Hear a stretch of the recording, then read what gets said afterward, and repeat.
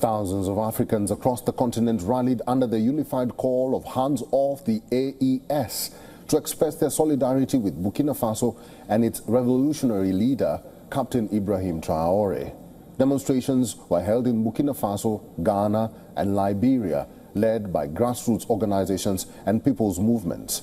Protesters strongly condemned foreign interference and affirmed their support for the country's resistance against imperialist destabilization. Meanwhile, the alliance is broadening and expanding across the region. Here is our cover report.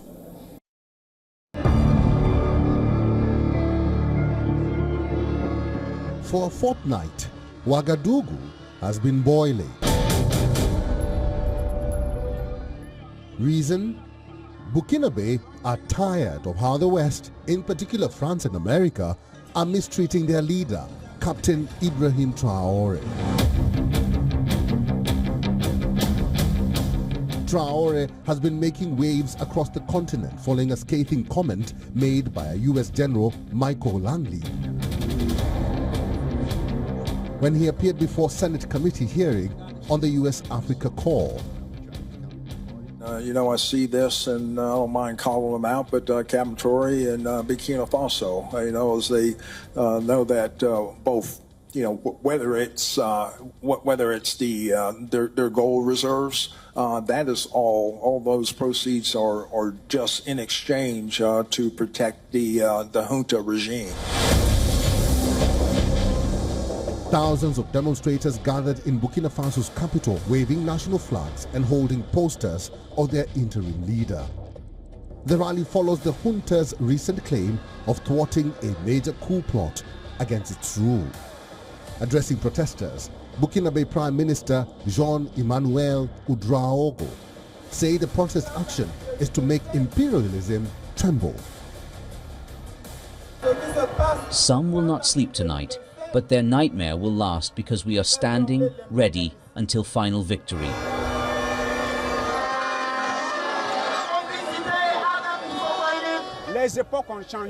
Times have changed. The generation has also changed. And never again will we accept another Sankara, another Lumumba, another Gaddafi assassinated as in their time.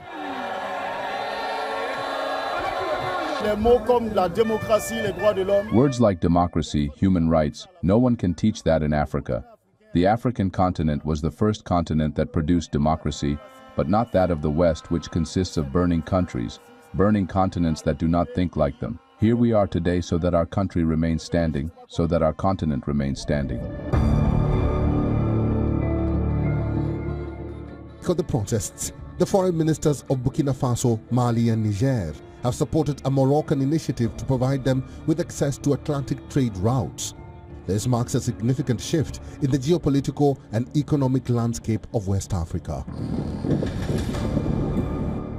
The three landlocked countries, currently ruled by military leaders following recent coups, withdrew from the ECOWAS region in 2024 and have since sought alternative partnerships to circumvent trade restrictions and diplomatic isolation. Morocco's offer represents a vital lifeline for the AES, giving it potential access to global markets while reducing its dependence on ECOWAS border states such as Benin, Côte d'Ivoire, and Senegal. The Moroccan initiative, first announced in November 2023, provides access to Morocco's Atlantic ports to facilitate trade for the IES bloc. The Confederal Bank for Investment and Development will be integral in the deal with Morocco as it seeks to finance strategic projects in the infrastructure, energy, and agriculture sectors. The bank is seen as a significant step towards economic independence. To support its operations, the member states adopted a confederal levy on imports originating outside the West African Economic and Monetary Union, worth close to $833 billion. This financing mechanism aims to ensure the sustainability of development projects and foster economic self-reliance within the Sahel region. In a move interpreted as greater expansion, Togo announced its intention to join the alliance. This strategic move could strengthen regional cooperation while providing direct access to the sea for the member countries. As of now, AES members have not responded to this announcement. Togolese President Traore had been appointed by the West African States Economic Community ECOWAS Summit to serve as a mediator between AES and ECOWAS. Africa Bureau, WION, World is One. For all the latest news, download the WION app and subscribe to our YouTube channel.